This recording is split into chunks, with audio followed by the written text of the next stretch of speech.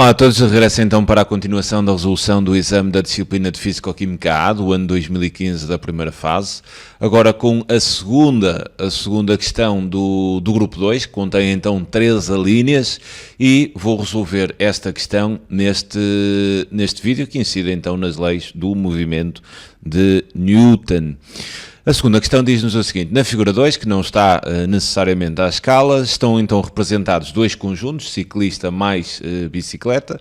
Temos aqui o conjunto 1, assim aqui, que se movem ao longo de uma estrada retilínea e horizontal, coincidente então com o eixo do X, que poderemos ver aqui no referencial unidimensional já representado na figura 2.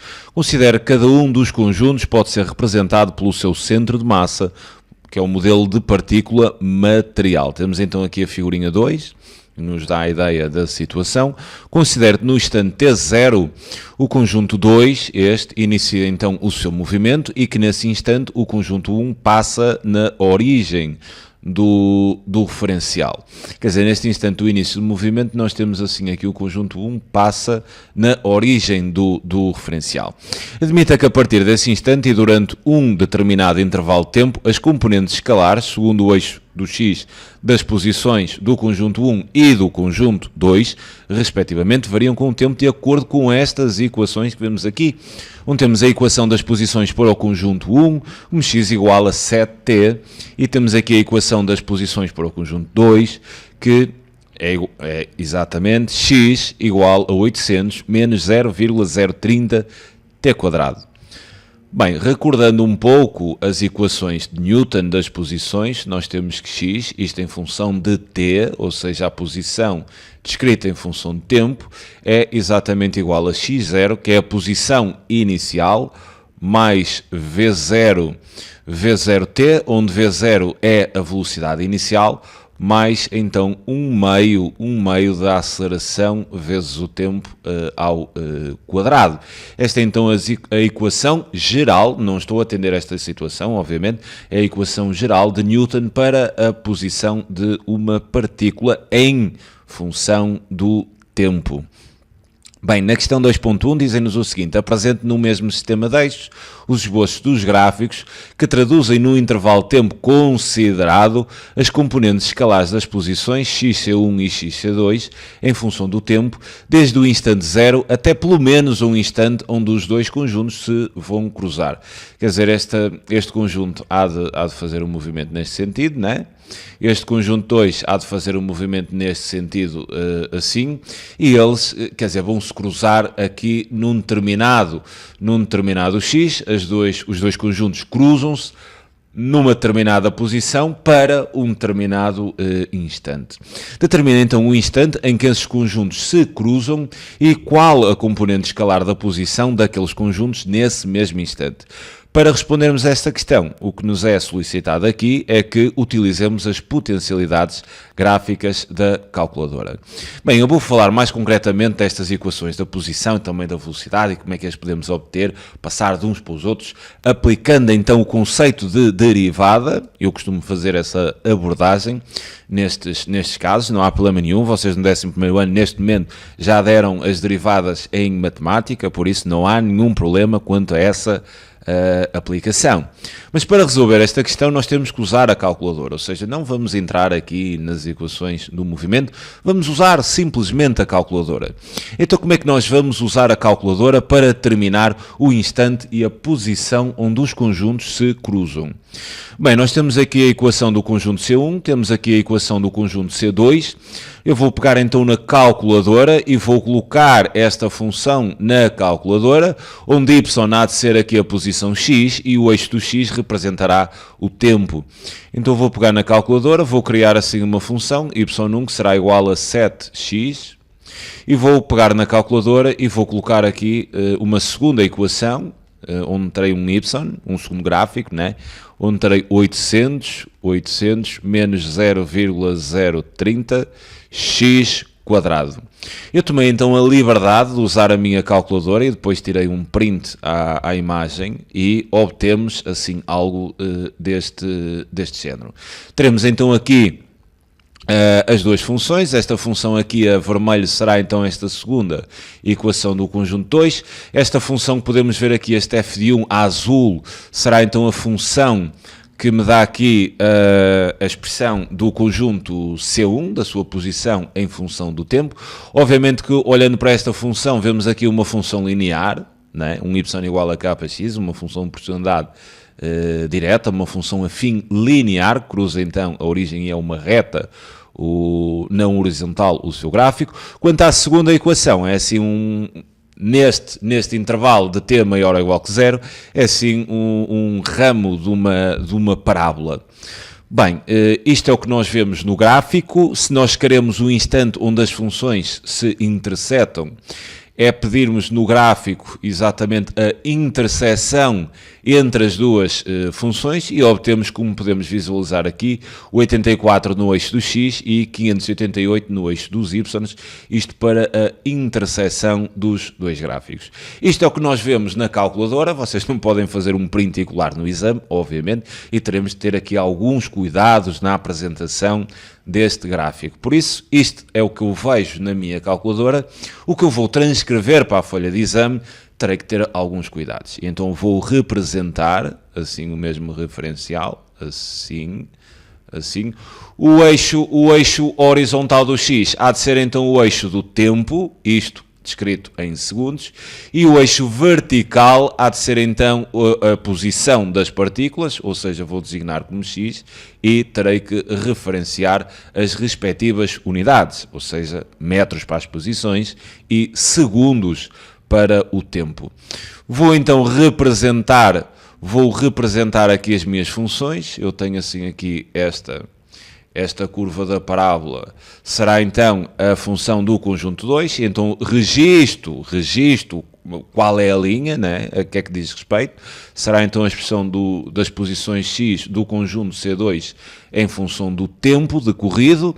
Registro também a segunda função, que será o conjunto C1, será assim, identifico a linha no gráfico, XC1, identifico também o ponto relevante que me vai permitir responder à questão, que é exatamente aqui este ponto onde as duas funções se intersetam, registro como o ponto I, identifico a coordenada x, que será então 84 com a respectiva unidade, segundos, identifico a coordenada y, que será então 588 metros, indica então as coordenadas. O ponto I tem então de coordenadas o 84, 588 e depois disto, basicamente, é só respondermos à questão.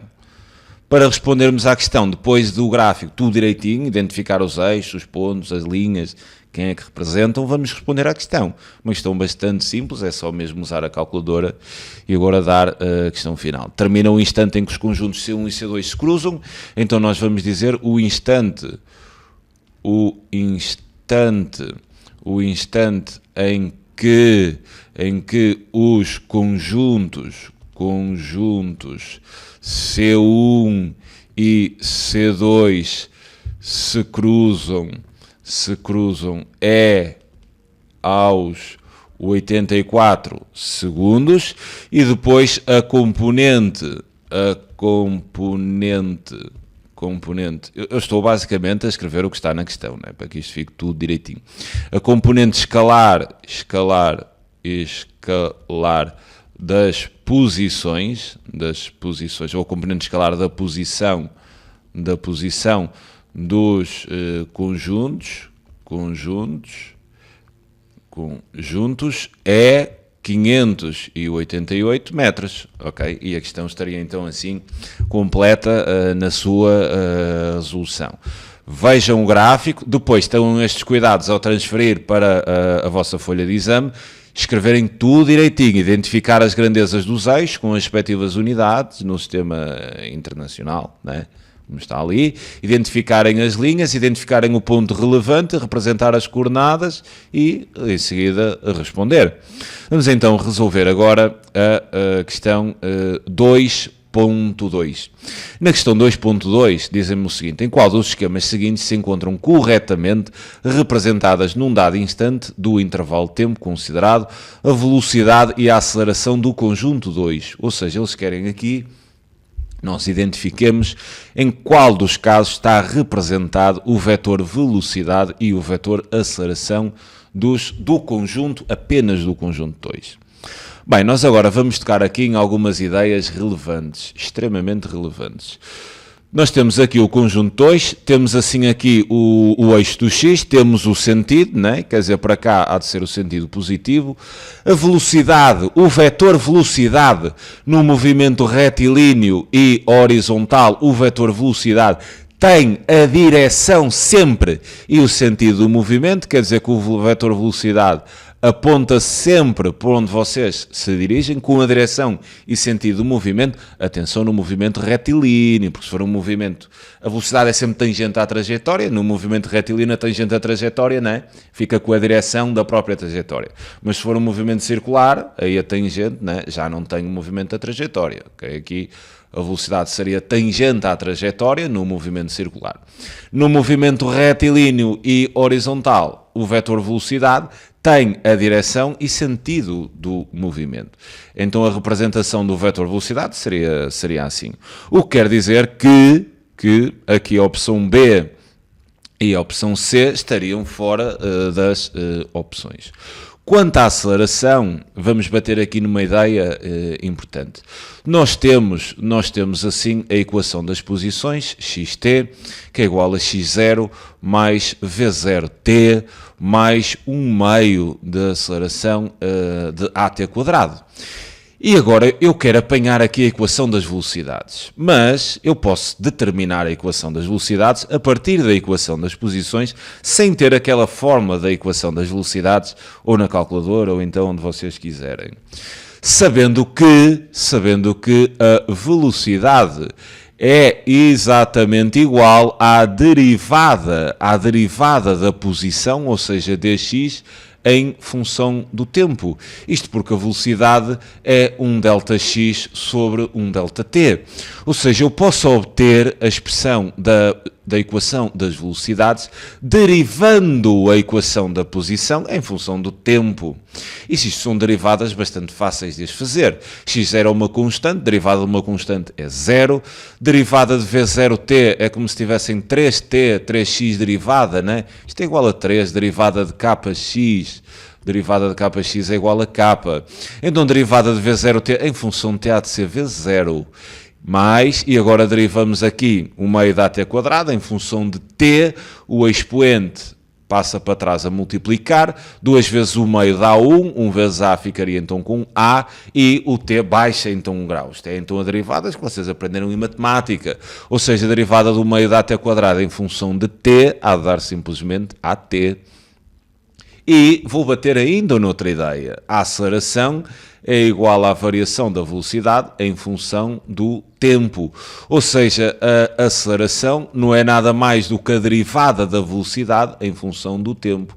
Então, se eu nesta equação derivar a velocidade em função do tempo, eu vou ter a aceleração. E reparem que a aceleração nestas equações do movimento de Newton, ou na equação da posição, é uma função do segundo grau. A aceleração ser uma constante. Derivando então aqui a velocidade em função do tempo, derivada de v0, que é uma constante, é igual a 0, derivada da at é simplesmente igual a a. E então nós derivando a equação das posições, obtemos a equação das velocidades, e derivando a equação das velocidades, obtemos a aceleração. Então reparem nisto, eu tenho aqui a equação da posição da partícula em função do tempo. Se eu derivar esta equação da posição em função do tempo, obtenho a equação das velocidades. O que quer dizer que a velocidade da partícula seria simplesmente 800, derivada de 800 daria 0, e depois a derivada de menos 0,030 t quadrado, o 2 passa então para trás a multiplicar, aqui por este valor, o que ficaria então com o dobro disto, o que daria menos 0,06 T, neste momento tem a equação das velocidades. Se quiser saber a aceleração, deriva a velocidade, né? Então a aceleração seria igual à derivada de menos 0,06t, há de ser simplesmente igual a menos 0,06, isto metros por segundo ao quadrado, a velocidade obviamente em metros por segundo. O que reparem lá que a velocidade é negativa, né? A velocidade aqui é negativa, a aceleração também é negativa. O que quer dizer que a aceleração, neste caso, terá a mesma direção e sentido da velocidade. E então a opção correta, neste caso, seria D. E visto que a velocidade e a aceleração têm o mesmo sentido, nós, olhando para esta equação das posições, concluímos que estamos perante um movimento retilíneo uniformemente acelerado, mas no sentido negativo. Sempre que a velocidade e a aceleração têm o mesmo sentido, né? Ambas positivas ou ambas negativas, nós estamos perante um movimento retilíneo uniformemente acelerado. Neste caso, como são ambas negativas, ele é acelerado no sentido negativo. Outros cuidados que vocês devem ter, que vocês espetam sempre nestas coisas, é, por exemplo, quando vocês veem a equação das posições, o 800, quer dizer, isto ali está a aceleração ao quadrado, né? Então vocês daqui concluem, a aceleração é igual a menos 0,03. Errado, cuidado com isto. Este valor que está aqui não é o valor da aceleração. Este valor é metade da aceleração. Se vocês quiserem extrair a aceleração daqui, têm de fazer o dobro. Cuidado com isto. Okay? Este valor que está aqui não é a aceleração, mas sim metade da aceleração. Se vocês quiserem, façam essas derivadas, são fáceis de a fazer e apanham exatamente o valor ali da aceleração da partícula. Esta ideia de derivar torna estas passagens das equações do movimento, da posição para as velocidades e para terminarem a aceleração de uma forma muito simples e muito prática. Derivem, ok? Teremos então aqui a segunda questão resolvida. Quanto à questão 2.3, dizem-me aqui o seguinte: a soma dos trabalhos realizados pelas forças que atuam no conjunto C1, no deslocamento, no conjunto do intervalo de tempo considerado, teremos aqui 4 opções. O que eles querem é a soma do trabalho realizado pelas forças. Bem, o trabalho realizado pelas forças é o trabalho da força resultante. E o trabalho da força resultante é exatamente igual à variação da energia cinética do conjunto. Isto é a lei do trabalho e energia, que vocês aprenderam no 12º ano. O trabalho realizado pela força resultante, o trabalho da força resultante, é igual à variação de energia cinética do conjunto. Ok? Então agora, a variação de energia cinética há de ser a energia cinética final menos a inicial, é a variação de energia cinética. Agora reparem no seguinte, nós vamos olhar aqui para o conjunto 1 e reparem que no conjunto 1 nós temos a equação das posições do conjunto 1, que é exatamente igual a 7,0t. Olhando para esta equação, que tipo de movimento é que nós temos? Reparem no seguinte, derivem isto para terem a velocidade. A velocidade do conjunto 1, derivamos a equação das posições, e aqui 7x, né, derivada de 7x dá 7. Então a velocidade é 7. Se a velocidade é 7, então quer dizer que a velocidade do conjunto 1 não depende do tempo. Se não depende do tempo, esta velocidade do conjunto 1 é constante. Se a velocidade é constante, nós estamos perante um movimento retilíneo uniforme, onde a velocidade é constante. Se a velocidade é constante, isto implica, e devido à energia cinética ser igual ao meio da massa vezes a velocidade ao quadrado, como a massa do conjunto se mantém sempre constante, independentemente da velocidade, a massa é constante. Logo, se a velocidade é constante, isto há de implicar que a energia cinética do conjunto há de ser constante, não é? E se a energia cinética do conjunto é constante, isto há de implicar que a variação da energia cinética seja igual a zero. Ou seja, Se a variação da energia cinética é igual a zero, a energia cinética, né, é porque a energia cinética é constante. Aliás, a energia cinética ser constante é o que faz com que a variação seja nula. E se a variação da energia cinética é nula, o trabalho da força resultante também será nulo, né? Porque o trabalho da força resultante, lei de trabalho e energia, né? O trabalho da força resultante é igual à variação da energia cinética do conjunto. Também poderíamos pegar nisto de outra forma. Quer dizer, o trabalho da força resultante seria igual ao valor da força resultante, vezes então o deslocamento, vezes o cosseno, né, do ângulo que a força resultante há de fazer com o vetor deslocamento. Reparem que a força resultante, eu vou pegar aqui na ideia assim, a força resultante, pela segunda lei de Newton, é o produto entre a massa e a aceleração. Se a velocidade é constante, isto implica, façam aqui a derivada da velocidade. Qual é o valor da aceleração? Derivamos a velocidade em função do tempo. Como a velocidade é uma constante, né? A derivada de uma constante há a dar zero. Né? Se a velocidade é constante, a aceleração é zero. Se a aceleração é zero, isto implica que a força resultante seja igual a zero. E se a força resultante é igual a zero, se isto é igual a zero, implica que o trabalho dessa força resultante seja igual a zero. E se o trabalho da força resultante é igual a zero, a variação da energia cinética é zero. E se a variação da energia cinética é zero, implica que a energia cinética do conjunto seja sempre constante. Okay? Isto está tudo ligado umas coisas com as outras. Resolvendo então esta questão, a soma dos trabalhos realizados pelas forças que atuam no conjunto 1, nesse deslocamento, olhando para isto, é nula, uma vez que a energia cinética do conjunto se mantém constante. Então a resposta a esta linha só podia ser a resposta C. Fiquem com esta ideia de apanharem as equações do movimento pelas derivadas. É muito simples, elegante e prático. Ok? Fico-me então por aqui. É sempre um prazer enorme poder ajudar. Um grande abraço a todos. Tchau.